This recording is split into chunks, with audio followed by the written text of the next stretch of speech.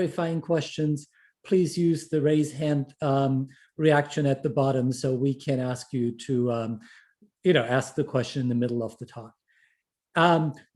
Anyway, once you've posted your questions on the Q&A tool, at the end of the seminar, I'll ask on you to kind of ask the question to the speaker. And if you don't want to ask it yourself, I can ask it on your behalf.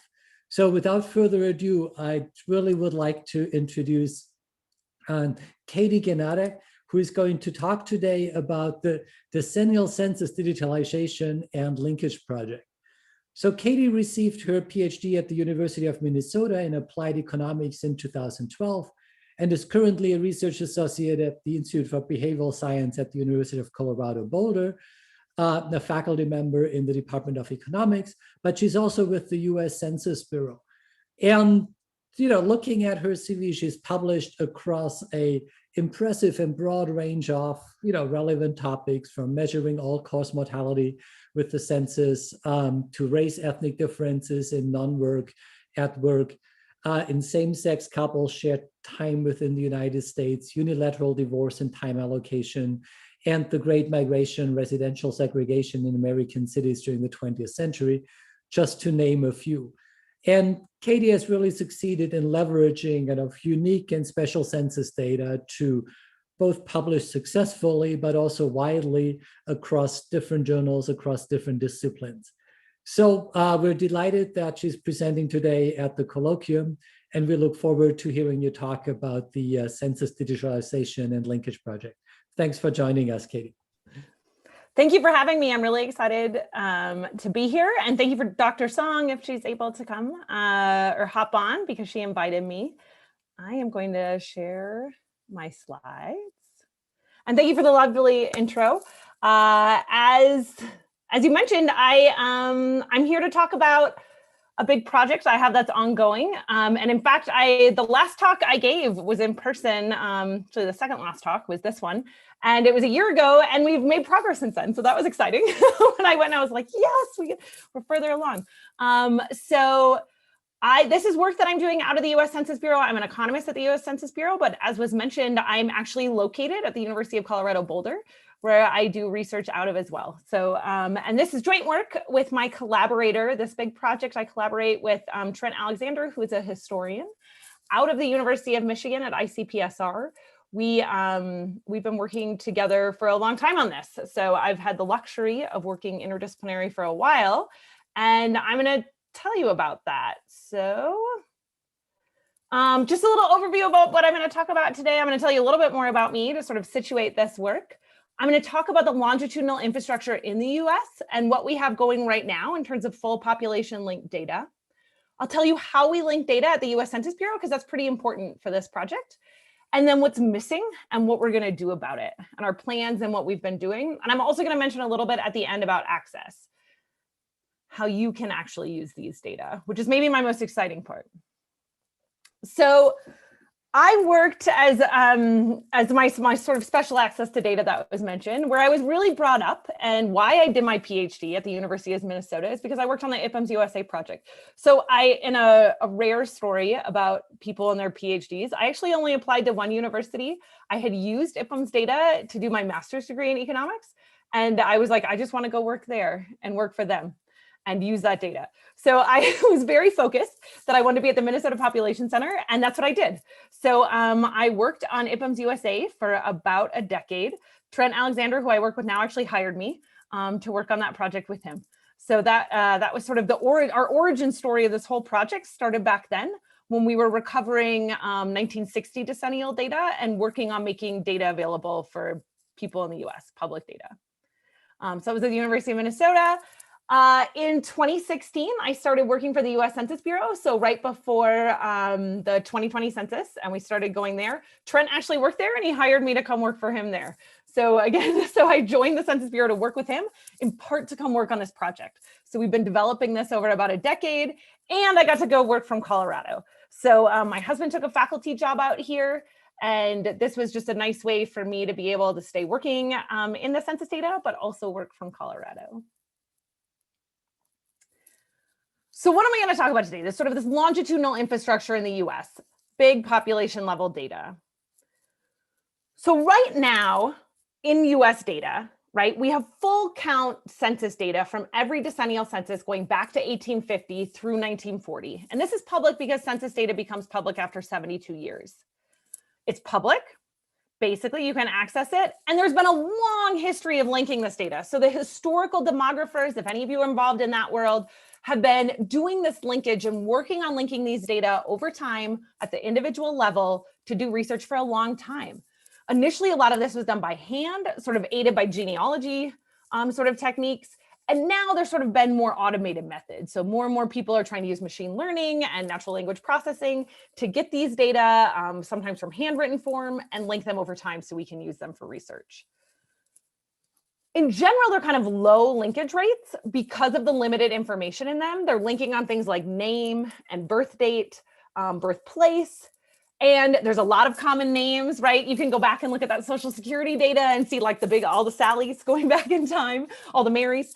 So the studies are often targeted sort of at these linked groups or making them sort of unique names, different things like that.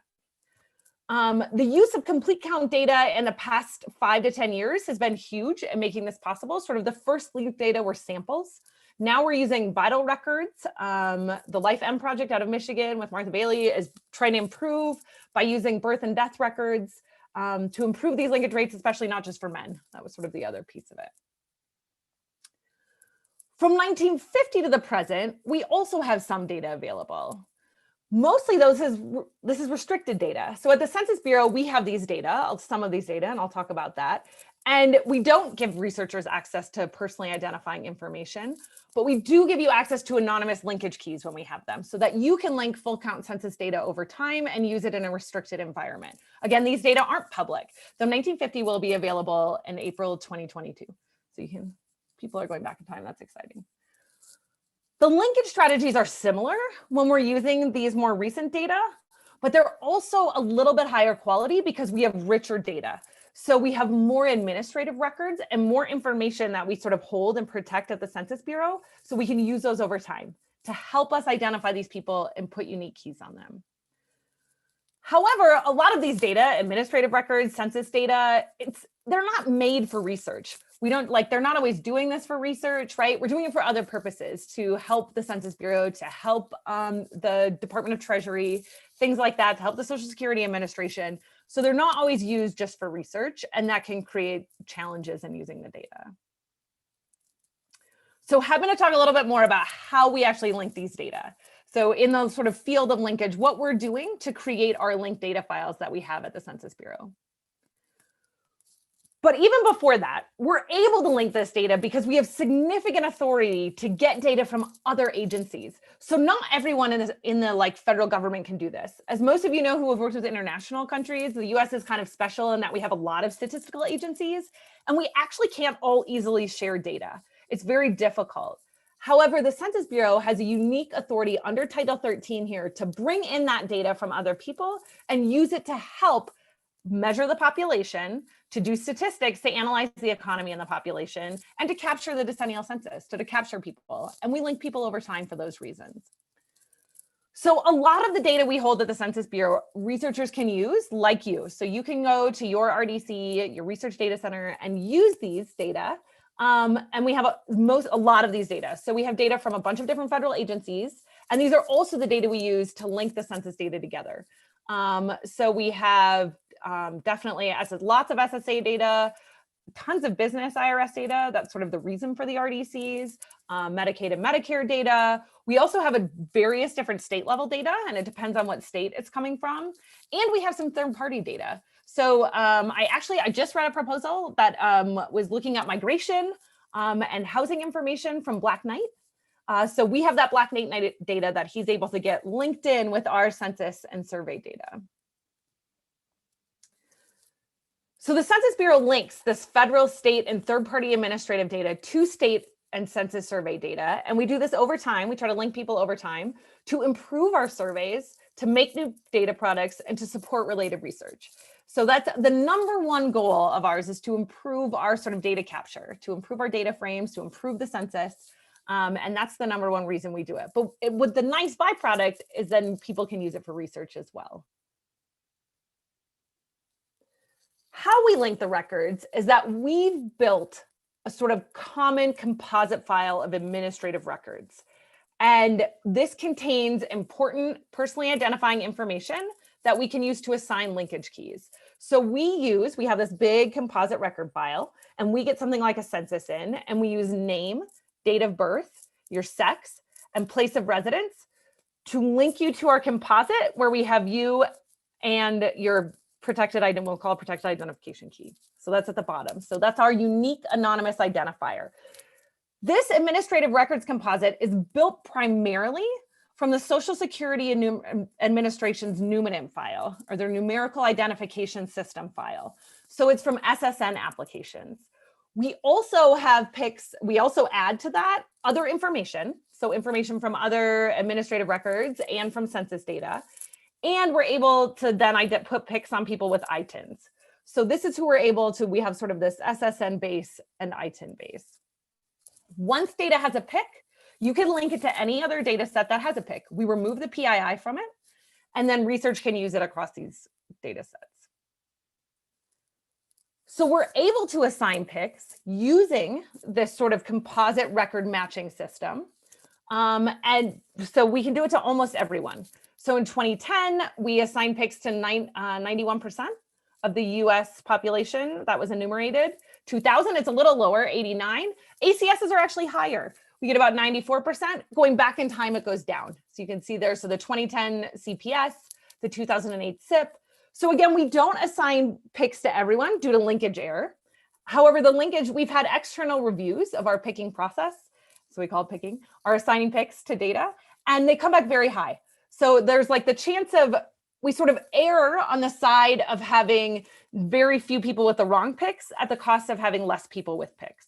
So these 10% or 9% of people that we're not able to assign a PIC to, often they won't have an SSN, or we don't have enough information to find them in our composite file, or accurate information.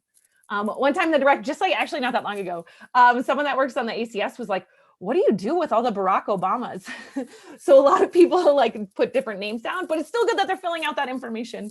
And that's, so it's just kind of fun. So because of what we're doing, so there are limitations to this, but at the same time, we are getting a lot of people. So it's easiest to assign PICs to taxpayers, people with SSN, to people that work, people on Medicare, or if you're receiving housing or food assistance, if you register for the selective service, we have all this information in our system. So it's easiest to assign PICs to them. It's much harder to assign PICs to mobile and transient populations. So address is a really important component of this. So if you're moving around a lot, we can have trouble. Residents without an SSN, and children sometimes. So really young children, they're sort of, this just sort of goes along with historical undercount of infants, that sometimes they will be a little bit lower. This figure is from the 2010 match study. So we took the 2010 census, and this is with our administrative records composite. And what it's showing is geographic variation in our assignment of PICs. And so what you can see is that in the purple areas, the purple is 95% or more of the area, in the people in that area, we were able to assign a PIC to. This goes down to orange, where it's less than 80%. The yellows are 80 to 85. Green is 85 to 90, blue is 90 to 95. So you can see that there's significant geographic variation, which goes along exactly what we were sort of mentioning in that slide before, what I was saying before, that there are areas then where we have less coverage because of the demographic makeup and because of transient populations, and just less likely to have an SSN or fill out your records completely.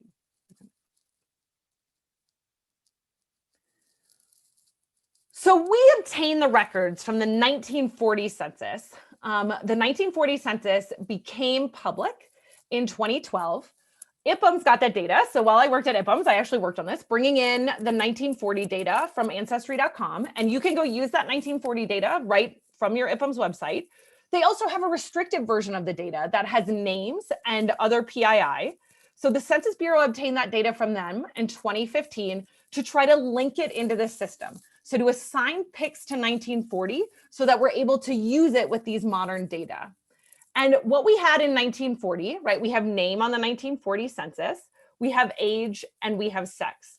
So to link this to 2000, where we have other information, we again have name, date of birth, and sex. And you can see in 1940, about 132 million people lived in the US, but up to 2000, we have almost 300 million people.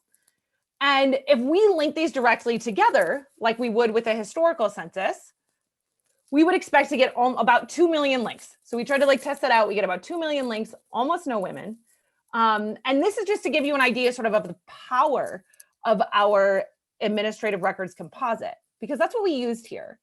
So what we did is we took our administrative records composite that I discussed, that was mostly data from the SSA Numinant, also has some other administrative records in there, and our 1940 census. And you can see here now, we don't just have name, age, and sex, but also state and country of birth, and we use parents' names. So the Numinant also has, we have parents' names linked to children. We know your parents' names when you apply for your SSN. And if you were living with a parent in the 1940 census, we used your parents' names. And doing this, we got 54 million links. So we linked 54 million people in the 1940 census to our administrative records composite.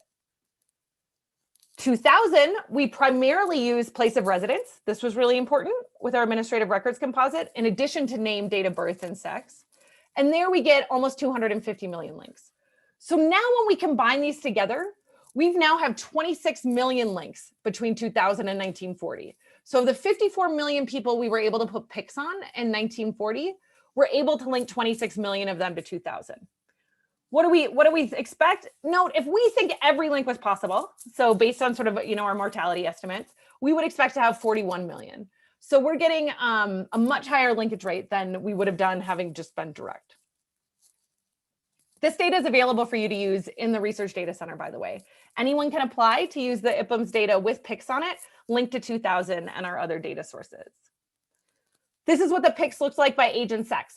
This is important too, right? So what I said, those parents' names really come into play here. They're key to assigning pics to these people in 1940. And right now, because linking all the way forward to 2000, they're the ones that we really care about too. So we are able, so if you look there, our shaded areas are darker shaded areas for ages 0 to 4 up through about age 20 there, you can see much higher linkage rates. And then as we get older, it goes further down. So our population pyramid, this is just as we'd expect because of these parents' names. And for historians in the room, right, we started assigning SSNs in 1936. So going back in time, what it looks like, right, for most people in 1940, they were assigned an SSN, but as we go back with older ages, those are the people that don't get an SSN ever. So we're not going to find them in administrative records.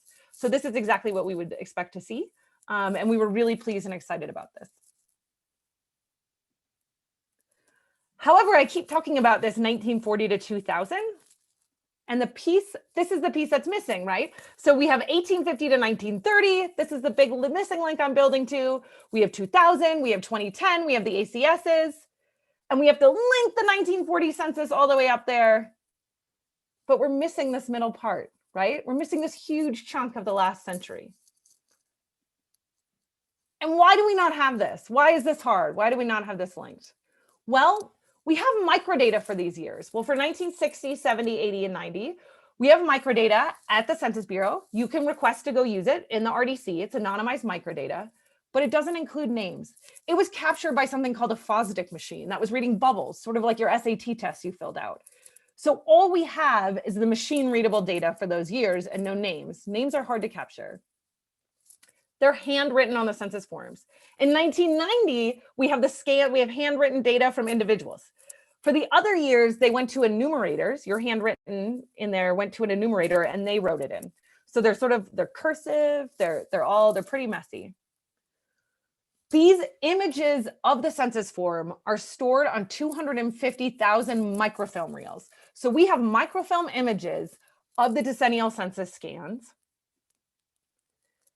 And the data in the manuscripts are restricted for 72 years from the date of collection. So they're all held in a confidential facility, right? So they have to be worked on. So it's not like some of this other historical data where we could send it to have lots of people doing it. The LDS Church, the FamilySearch.org, right? They have volunteers hand enter it all over the world. Ancestry.com sent their images of scans to sort of throughout the world again to pay people to hand enter them. It's not possible with these. We have to do all of this work inside the Census Bureau or the National Archives. However, right, there was a huge push. Actually, the National Academies got involved, lots of people. Can we do this? Can we build out this middle years there, the missing link, and capture these names and get them on the data we have? And in order to see if this was really possible, we started a pilot back in 2015 of using the 1990 data. So the 1990 pilot project was all about, can we capture these handwritten names? Again, this is 2015, this is 5 years ago. That said, actually, the handwriting technology has not come nearly as far as I thought it would have by then, but I was incredibly skeptical. So back when this first started and I was at IPUMS, anyone that has tried to use, right, an optical character recognition from like an off-the-shelf thing on PDFs, I was like, there's no way you can get all these handwritten names.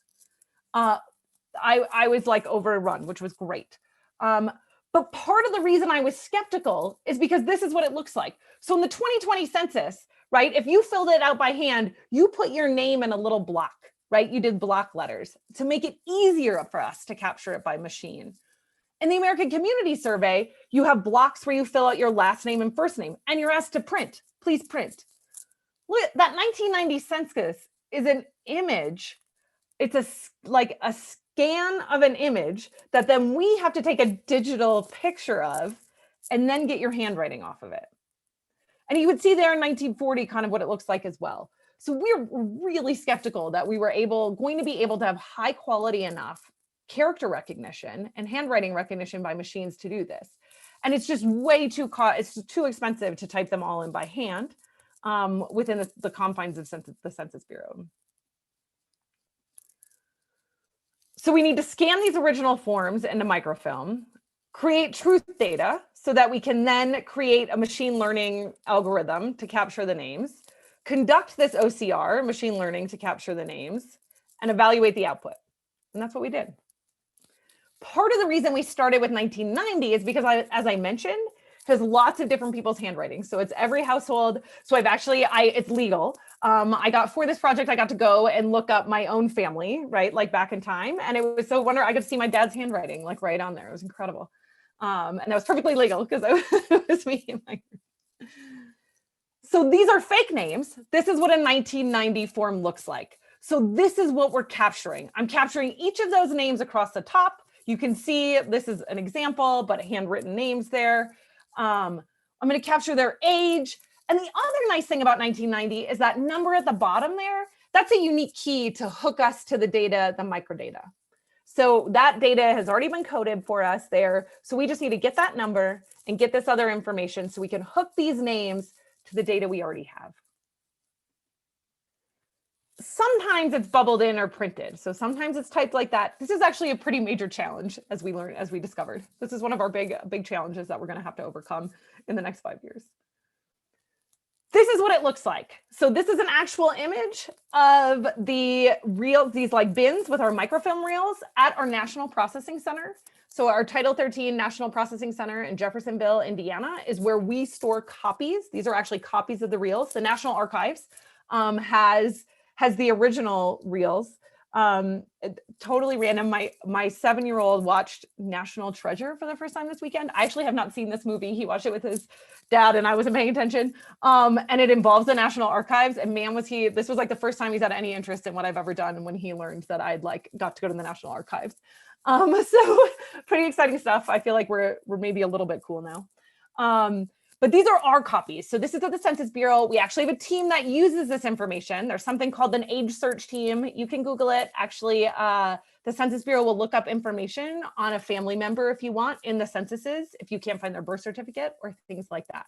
So they actually use these copies, and that's why we have them. So we needed to scan these records. And we tested out 2 different microfilm scanning companies. So these are sort of what these machines are. They scan the images from the microfilm into digital, so we get digital pictures from them. This is what the setup looks like at the National Processing Center. And these are what the scans look like. So you can see on the left, that's the one coming off next scan. The Meckles on the right, they actually didn't perform too differently in our OCR. We were even though they look differently to the eye, we'll get there, but Meckel sort of did the best of those. And that's actually what the National Archives uses. So it's important for us to work with them. but we scanned about 1 million images and did this into digital images in order to do the pilot. We keyed information from 20,000 images from 130 reels. So this was creating truth data, and this included about 50,000 names. We double keyed the information from 12,000 of these images, so 31,000 names. So we had 2 separate people enter each one twice, like they each did it once, but so we had it 2 times to see which ones were correct. And in general, they did pretty well. So this is the data on the hand keyers. So when they enter last name, about almost 95% of the time they matched. First name was the same. Age was almost perfect. As we'd expect, household ID was really similar too. This was just to give an idea of the data, right? So that if we think the OCR is working perfectly, as if we think humans are the perfect comparison, we still would only expect about 95% of the time that they're going to grab it, because sometimes they're just messy and hard to see. So we partnered with 2 different OCR teams. We actually put out a pretty big open call. We couldn't get that many people to bite. The University of Southern California's Information Sciences Institute, they're sort of one of the leaders still today in optical character recognition and machine learning and AI and things like that. The other group was A2IA. So this is the group it's actually was bought by Microdata. And about 2 years ago, they specialize in paper check processing. So when you put your check in the machine and it scans and reads it, which always sort of blows my mind, they're the people that do that. So we gave them with about 2/3 of the truth data to develop their algorithms. And they spent actually a couple months developing their algorithms. And then we also then tested the data. Then we took their algorithms and tested it on our remaining truth data. We also provided to them a dictionary of names. This is really big, right? So they know what names to expect. And this is just kind of fun. If I was there in person, we would like do this as like a big like question, because it's just fun to think about. But basically the universe of every name ever observed comes to about 10 million last names and 5 million first names. However, 99% of the population, the names appear more than 3 times. So 4.1 million. So so all of these are just little variations on the names. So this was really important. We were able to do this because the Social Security Administration approved us doing this, that we could use their dictionary of names, just like you could go look at people that look at baby names and things like that, in order to know what names that they should expect. So this is what it looked like. They were stuck working in the basement of the Census Bureau in a server room. That's where they had to do their work on the 2 groups doing OCR. I'm going to present the results right now of from the USC. A2I actually, they didn't do well enough for us to report their results. They actually were the ones that came in really competent. They were like, oh yeah, we can totally do this. This is not a hard problem. We got this. The USC people were like, this is too hard. This is not going to work. This is impossible. We're going to try, but this is impossible.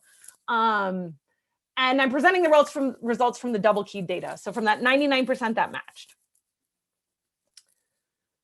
So when the When the hand keyers agree and disagree, last name, when they agree, was an 82% of the time is what the OCR grabbed, the exact same thing that they entered. When they disagreed, we got it 68% of the time. The first name, it was actually a little lower, 76% of the time they agreed when the hand keyers agreed, so that 95%, and when on that other 5%, they got about 54. When we use a Jarl-Winkler match score on it, so what this does is it takes that name and it does common character misspells and things like that.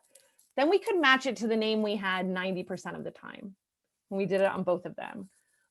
When they agree, so for that 95% of the time and 86% of the time. We were ecstatic about this. This is so much higher than the USC people expected and than we expected. And it means that the entire project was basically viable because almost 90% of the time we can get a name that we can then assign a pick to, especially with the other information we have. So this was huge. This was a big, huge result for us. Sadly, we're still writing this up. So as much as I have like diverse interests in my research, and my infrastructure, that means things take a little more time than they should. Also, in full disclosure, I was at Minnesota while this project was ongoing and was involved on the offside, then came on. So it's sort of slow on the take up to take over. Plus, ever since we've had these results, we've been working hard to try and get this project off the ground. And that's what we're going to do here. So what this project needs as a whole is to scan the full set of microfilm images from 1960 to 1990 to create digital pictures of these images. So this is that 250,000 reels.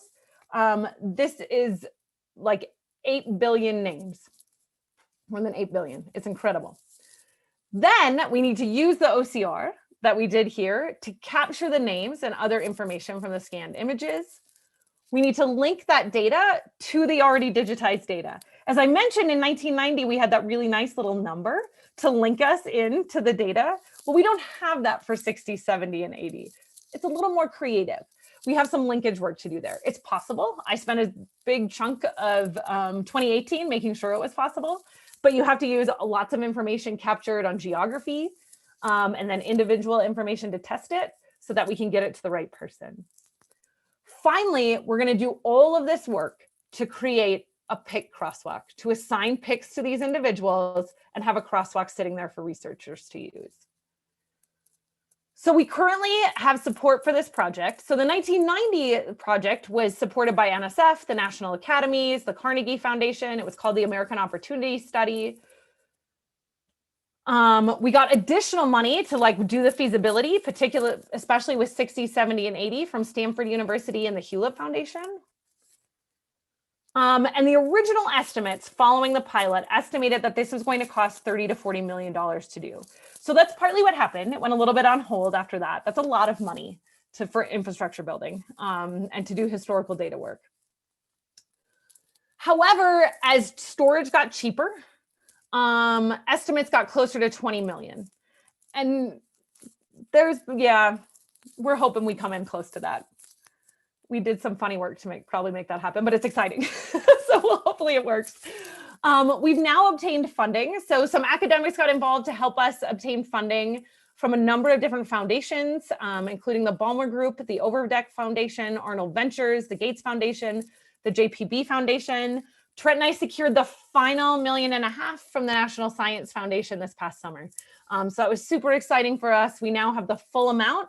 The Census Bureau also is providing the funds to do parts of this. They built out the hardware and the infrastructure for it as well. So they're putting in money, as well as the University of Michigan, Brown University, and Harvard University. So this is a partnership between all of this that we technically started on October 1st, and we hope to begin scanning next month. So it's really exciting that's when I said a year ago, I talked about this. We actually didn't have all these firm commitments. We are now fully committed, have agreements signed with the money coming into the Census Bureau to do this. And just to why we need to do this, the Census Bureau doesn't have a mandate to make historical data available, right? We give our data to the National Archives. They have a mandate to keep that data and give it to the public after 72 years. But we don't have any, the need at the Census Bureau level is not nearly as big as the desire by the research community to have these data. So that's partly why we needed to fund this outside. The Census Bureau has supported it, but it's just not something that they could put $20 million into. They have to capture the 2020 census, right? That's a lot more important for them and the work they're doing. So we sort of have collaborated all together to make this possible for the research community. So we're starting. And we're using the 1990 pilot as a guide. So all of the information we gain from there, we're doing now. We've built out a room with all of our scanners. We have 25 scanners. We have 12 people operating them. We're hoping to bring in the USC team again for the OCR, but we're putting out an open call. So we're open to technological advances. I'm a little nervous that this is being recorded, but I'm going to say it anyway. There's a very large tech company that you've heard of and maybe order things from, and they've gotten into the business of handwriting recognition. And 2 years ago, they heard what I was doing and they were oh, we'd love to be involved. And we're going to get handwriting recognition nailed down in 6 months. That was 2 years ago, and they don't have it nailed down. This is a really hard problem. So we're, again, really pleased that the USC team is still potentially willing to be a partner in this.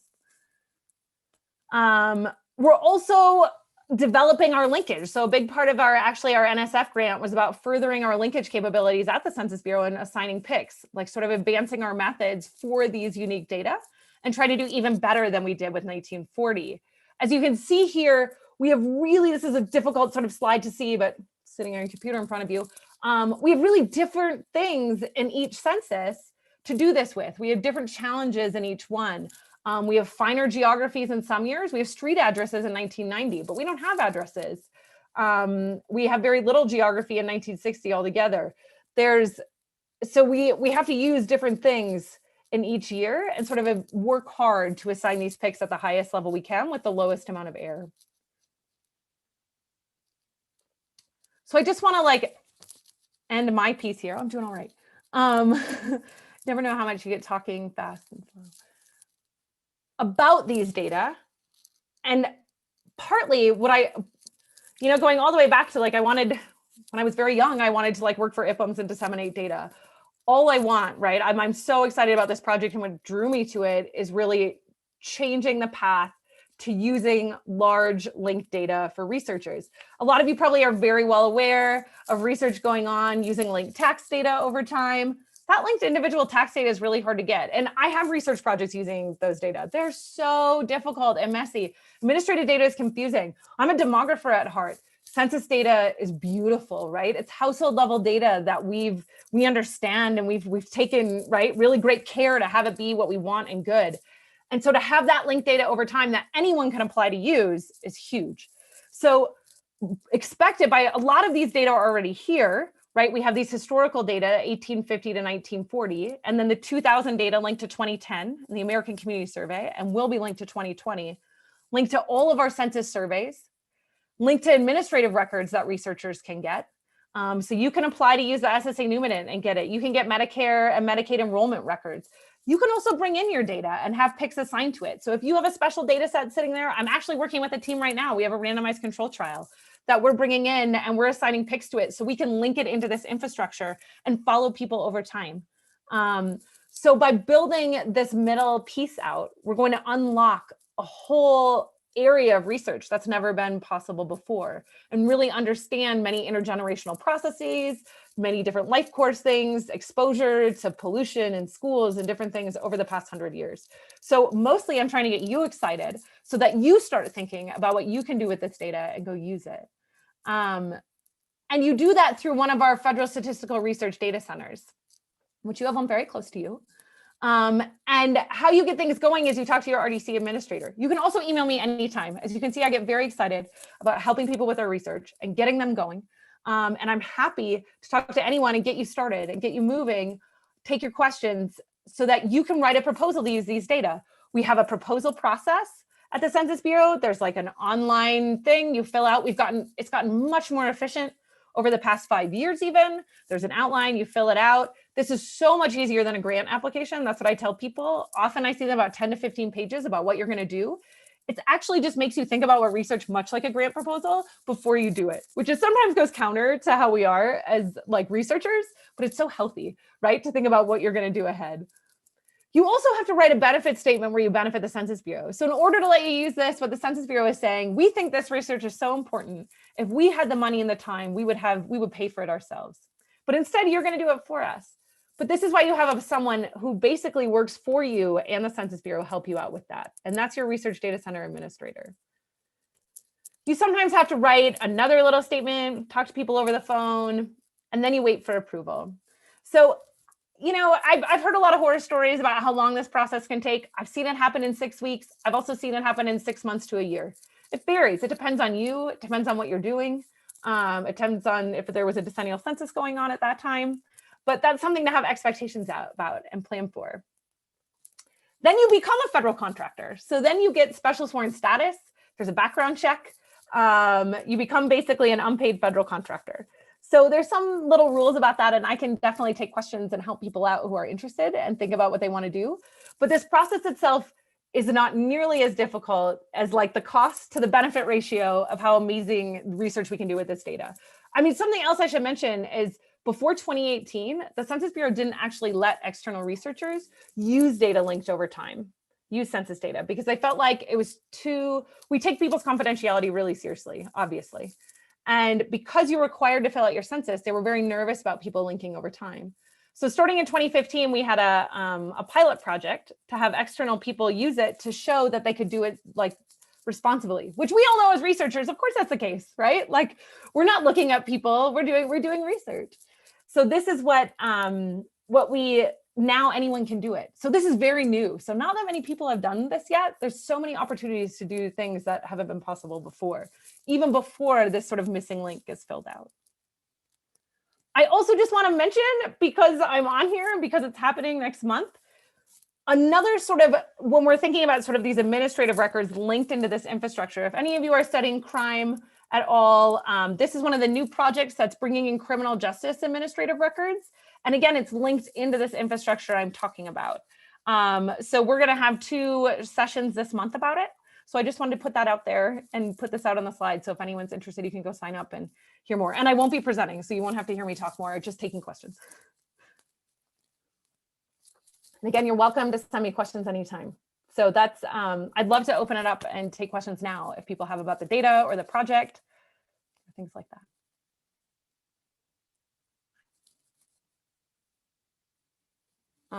Thank you very much, Katie, for this fabulous presentation and your excitement and advertisement for both the project and this resource, which will obviously open up a range of opportunities for people like me. So we'll now begin the Q&A proportion of the talk. As indicated before, please ask your questions in the Q&A tool, and I will call on you so you can ask your questions yourself, unless you want me to ask it on your behalf. Graduate students are going to get priority. So to our graduate students and postdoc, please, please join in. And let me see, do I need, okay, so let's start. And there's one question about the RDC in Philadelphia and I guess in the area. And you probably know this from the top of your head. Yep, so I do. Maybe you answer. Yes, you have one of the, it's a little bit newer. You guys have one in the Federal Reserve Bank in Philly. You have a phenomenal RDC administrator. He's really, really great. And so that's a good thing. So basically what that is your community of researchers has hired him to be your person on the inside at the Census Bureau. And so, yes, your RDC is open. And I believe, my understanding is it's also open in person. The other thing is right now with the pandemic, this was already started. You can, anyone that's using the data that isn't tax data, so isn't the business level tax data or individual level tax data, can apply to have remote access. So right now, loads of RDC researchers are working from home. So most of the data I described here, like the census data, you can access it from home once you have approval to use it. But I believe your RDC is open as well. Fabulous thing. So I was wondering, can you tell us a little bit more about the research you're most excited about to do with all of these data? Yeah, I definitely. So I, there's lots of people are really excited about doing intergenerational mobility research. That's a big focus right now. It's not 100% one of mine. I have 2 sort of different areas that I want to do with it. For one, I have some collaborations with economic historians, and we're really excited about looking at impacts of a few different programs, of sort of New Deal programs. So the CCC on later life outcomes, there's been some work on this already. We think we're working with the National Archives to get more of those records, to look at some World War II programs, look at those housing programs. So looking at some of those sort of historic programs and long life impacts of it.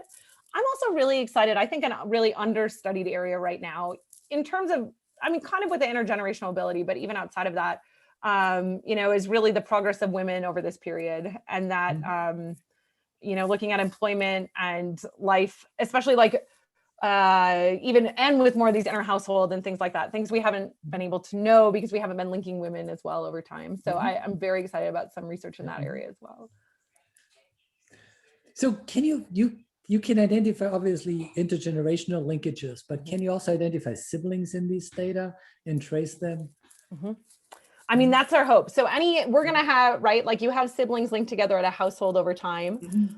So I was really mostly focused on 60 through 90 here because that's what we have. We also believe we'll be bringing in 50. So as soon as you can identify people across these times, you can get their households. As you all know, anyone that's a family demographer, it's actually kind of funny as a family demographer at the Census Bureau when they're like, oh, let's just build a family graph tree. I was like, oh, you guys have no idea. Like my families are complicated.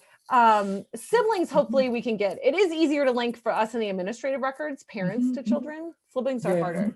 But I think once we have these in the household, we can get a lot more out of them. Reasonable part, because at some point, once you have siblings, you might be interested in twins and, do a set of research. Absolutely. So, and actually in like 2 weeks, I think Rob Warren out of Minnesota is coming to talk to you guys. I think he's actually talking about his other stuff, but he has some work using the historical data in twins. So using 1940, and they have some other, they've also linked 1940 to the WLS and I think the PSID and stuff. So they're doing some work with twins too. Fabulous. Now we've got a question by Michelle Guyot. So Michelle, Yes. jump in and ask your question. Yes, hi. Thanks for introducing this amazing resource. So a couple of questions. So will death certificates be readily linked? And the second question has already been touched upon, but will you be able to link individual characteristics with characteristics of, I'm especially interested in parents. And then I guess I can add a third question. Will this resource be, will the linkage be strong enough, good enough to be able to study processes like out-migration, and just by default, where you're just not able to link individuals over time, then that means that they have left, or this will not be something that you will recommend? Okay, so the first one, right now, we do not have NCHS or CDC data linked to the census data at the individual level. So the CDC is, they currently, with their legal things, don't want to do that. There's also like new, right? There's the whole National Committee on Statistics. That could change. So I actually think it will change. And I actually think this administration is pretty keen on changing it. I've heard from them about it. So we'll see what happens there. That said, I will also mention that we have death information, just not from their death certificate. So what death information we have at the Census Bureau is that we have your death from the census numidant and the SSA numidant. So we know when you died, but we don't know why, right? We don't have cause of death. So but it is there. So we do and we're pretty confident in those data. We've worked really hard with SSA to improve them. And we just recently documented that, even down to like the weekly level with COVID. So so that's something there, and I think it's underutilized. And then, as obviously, as I said, you can link characteristics, yes, people, the family members, family links over time. And actually, even at the, within the Census Bureau too, we have the IPM's family pointer variables in all of our data, and the code to do that kind of thing if you want to change it yourself, and do that stuff. And then your third question was about migration and out migration. That one's really hard, right? We don't know whether we're not going to be getting you. We think the quality is going to be pretty high. We've done some estimates on, the number we get. We think it's going to be quite a bit higher than 1940. And we're going to work to make it quite a bit more complete, but there's still error in it. And it's still historical. And even as you saw, there's going to be, capture that's wrong in the names. And we're going to work hard to try and identify that. But out migration is a really tough thing with linked data, right? Whether we're just missing them or whether they have left. So I think that's a challenge, a hard one to get. Yeah. No, fabulous. Everybody is going to agree that out migration is going to be really challenging for all the reasons you mentioned. Irma, why don't you jump in and ask your question? Okay, I'm unmuted. Can you hear me, Katie? Yes. Thanks a lot for the presentation. Lots of available data. I have a couple of things actually. One is follow up to Michelle's question on mortality linkage. And I wonder how your work and the work at the Bureau links to the project at Berkeley run by Josh Goldstein that actually links census data to the death and the numidant. So are you some overlap? So Michelle, there are some data available linking census to numidant. Yeah, Josh's project uses the public Census Bureau or the public SSA numidant and links people from 1940, and they maybe have some other data too. So, and I actually I have a Colorado project, actually where I just hired a postdoc who was a postdoc there. So I'm feeling very connected to them. Our data is a little bit different. So, and that's sort of for two reasons. So the first of which is that we have the internal numidant, so it's the complete numidant. So in the public numidant, as I'm sure you know, that and the DMF is that they can't release all the information publicly depending on the source they got it from, right? The reinterpretation of the statutes in 2011 really changed what they're making available. So our death records are more complete than theirs. So that's just, it's similar data. Like they have a subset, I think a decently big subset, but it's different. I have seen some proposals now to bring in their link, and I would love to see it. I would love for someone to do that and compare. They're linking on name and birthplace. And doing other linkages to the public numinant. We're using sort of our methods to assign picks, as you sort of saw in the presentation. So we have slightly different linkage methods. Again, their stuff is just out pretty recently too. I'm very excited I'm really hopeful someone is going to compare it, because you could easily bring in, because we have the 1940 data, you could bring in their links and compare it to ours. Okay, thanks. The other question, you said that the process of getting a proposal submitted to Census Bureau has gotten easier. Has the review time also been reduced? Yes. Because it's like half a year or more sometimes. Yes, it's sometimes. So, and again, it depends on what you're asking for, which is another question of a related question about, will some proposals take longer than others? Yes. So the longest ones you hear about, the ones that are like the people that talk like it took a year, the majority of those are requesting business tax data.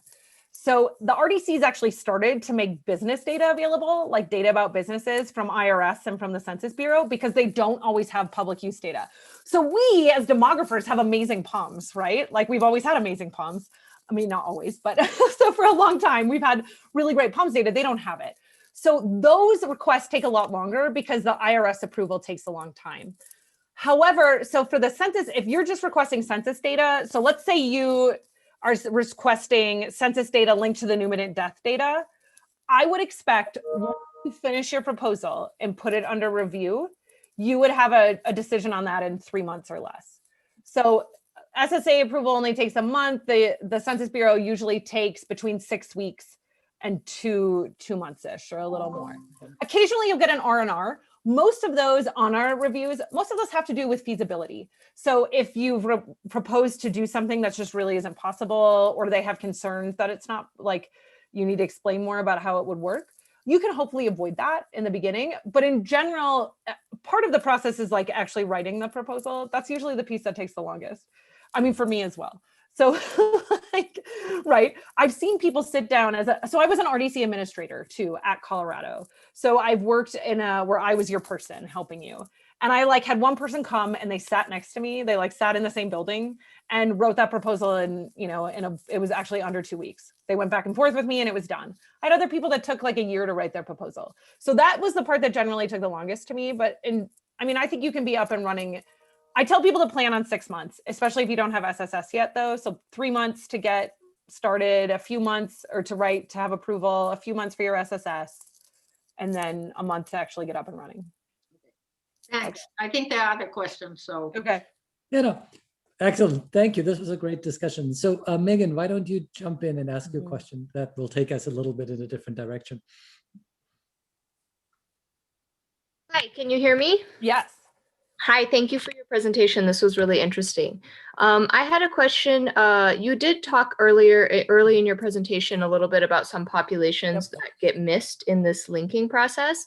I was wondering specifically about the 1990 pilot that you guys did, and if you did any analysis about, who those populations are, and how does that impact our analysis, and thinking about who's kind of getting missed in this linking process. Thank you. Yep. So we haven't done that for 1990 yet. We hope we will. We did very preliminary looking at it, and it looked really similar to our other sort of pick assigning. So basically what we were saying is the name capture piece wasn't all, and partly it was probably due to size too. I think when we get more, we're going to see more, and we'll obviously do this. We know from 2000 and from our other data, right, that we don't assign picks well to people without, we can't do it to people without SSNs, and that's a group. I have a project right now where we're looking at college students. If you're living in a dorm, we get less of you.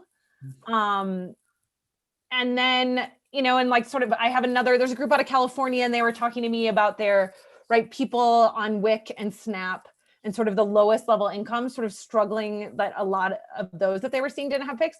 the best news about this, so I actually had a researcher who was talking to me, actually I have 2 different projects where people were trying to look at language in the home, right? So in 2000 in the ACF, they asked like what on the long form, what language did you speak at home, right? And they wanted to look at people whose English wasn't a first language and look at those children's outcomes later.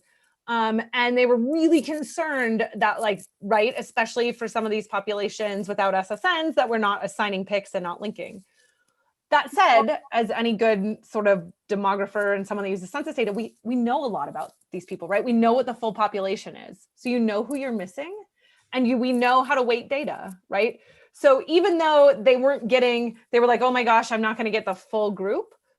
They can also treat it like a sample sort of and weight it appropriately. And that's what we planned on doing for them. So as we go forward with our name capture, and yes, we think we will get, there will be biases in the names we're able to capture and not. And then we will, you know, try to explore that fully and document it so that people know that and can account for it when they're sort of weighting up to the full population. I hope that. Thank you. And now possibly the last one. Anyway, Hyunjung.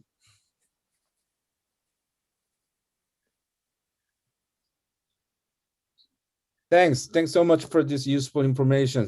I have just one actually 2 questions, but let me try actually the first and see if whether I can have time. But what is the prospect for the linking across multiple generations? You know, people are increasingly interested about not only the parents, children, but the grandparents, also grandparents and grandchildren. And you mentioned about like a difficulty of, you know, the capturing these children sometimes, you know, especially in old, you know, census. So what is like a prospect, and do people like, what is like a successful story about like linking the multiple generations as of now? Yeah, so actually one of our pilot projects with 1940 data did just that. So there's a paper that's going to be coming out in the Journal of Labor Economics. I think that's where it landed. And there's an MBR paper, and it's Joe Ferry and John Rothbaum. And actually Jisong did some work on this too, where they linked you can link that historical data to 1940 and then like 240 up to 2000 and to the 1970 CPSs. So, I mean, it's obviously it's not everyone, but they felt pretty good about it, about this linkage, and that they were able to get the grandparents. So right now, it's actually great that, you know, the Berkeley project was brought up. There's a lot of different people linking that historical data together, right? 1850 to 1940. And so any links that you have with that data, you can bring in. We have that data sitting here at the Census Bureau. So you can bring in your identifiers and link families going back in time and then link them forward to the modern data.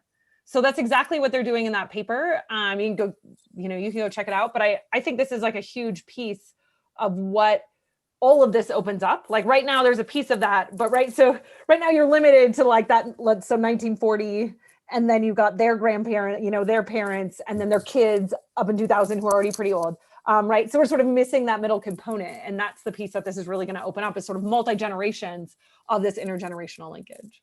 Okay, thank you. Okay. Yeah.